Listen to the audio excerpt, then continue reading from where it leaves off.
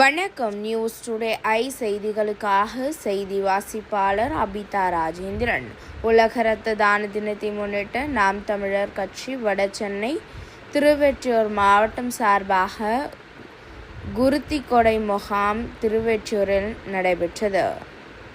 சென்னை திருவெற்றியூர் பெரியார் நகரில் உள்ள தனியார் திருமண மண்டபத்தில் உலக இரத்த தான முகாமை முன்னிட்டு நாம் தமிழர் கட்சி வடசென்னை திருவெற்றியூர் மாவட்டம் சார்பில் குருதிக்கொடை பாசறை நடத்தும் குருதிக்கொடை முகாம் ராஜீவ்காந்தி மருத்துவமனை இரத்த வங்கியுடன் இணைந்து நடைபெற்றது.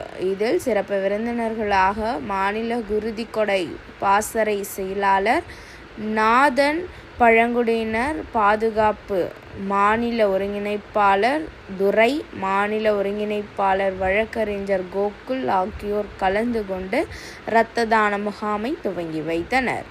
மாநில குருதிக்கொடை பாசறை ஒருங்கிணைப்பாளர் லக்ஷ்மணன், மாநில ஒருங்கிணைப்பாளர்கள் சந்தீப் பெருமாள், அரவிந்தன், உமா மகேஸ்வரி ஆகியோர் தலைமை தாங்கினார்.